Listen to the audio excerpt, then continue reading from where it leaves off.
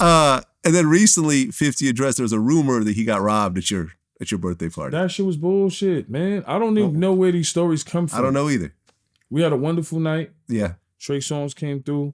Some of the Nets came through, and 50 came through, and it was a movie. The club did wonderful. Shout out to Atlantis. Shout out to my man Strike. Shout out to 50, Trey Songz, and everybody came through. Well, I don't know.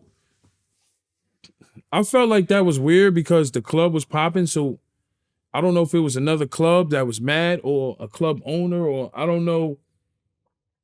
It was just a weird story. And it was weird because it's the first time Shade Room, shout out to Shade Room, they hit me up. And you know, I don't want to I put the gun emojis. I was like, we don't travel light. Even though we don't carry nothing, I just was like, yo, we don't travel light. I just was playing. But it was just weird they hit me up because I want to know who gave him that info. That's how much motherfuckers hate. Well, I think still to this day. I think the coolest part about that story to me was that Yayo and 50 are celebrating a birthday together. Like, how dope is that? Like, after all these years, after all the ups and downs, after the beef and the shootings and the jail time, I mean, it was everything. Like, 50, you guys are still rocking together. Listen, me and 50 always rock. It's just like a motherfucker think because his day-to-day is not my day-to-day. Like, it's like, yo, people, you still cool with 50? We got a whole tour coming. Oh, let's Banks took to 50. 50's doing movies. He's on his own page. He always been a hustler. And he paved the way for us to be hustlers. Now you see me, you know, like at a point, you know, with the COVID and everything and being in the house, I'm outside. I got the cannabis with Steve LaBelle going. I got the music going. I'm doing independently on my own.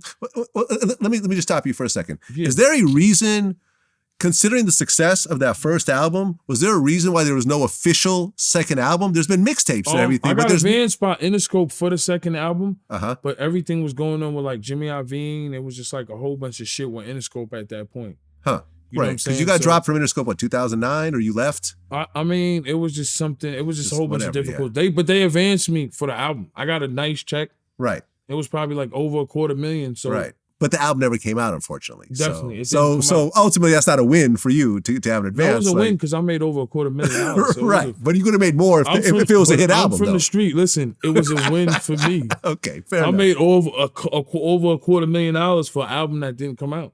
Well, let me tell you, man. So to have another album with that type of song, beat picking that you did on that first one, I feel like a lot of people were fucking with. Listen, Vlad, some people never get a championship ring in life. I got one.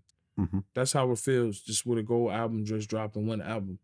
You know what I'm saying? So we got our championship ring. Some people's career will never seen what we seen and been with. I done been in Nelson Mandela jail cell. Right. I done fucked with cheaters in Dubai. Right. I done fucking been to the red light district, seen it get crazy in Amsterdam. You hung out with Trump.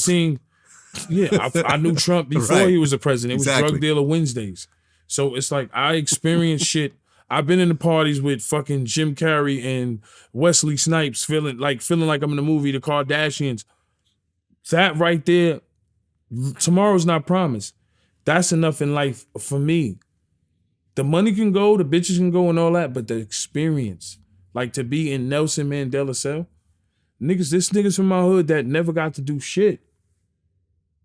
Right now, I'm into cannabis. We went to jail for cannabis. Now I'm coming out with my shit's called Passport Boys. I got a TV show surrounded by cannabis called Welcome to the Culture. You know, it's about cannabis, food, everything. It's just all around, everything with the culture, music, everything.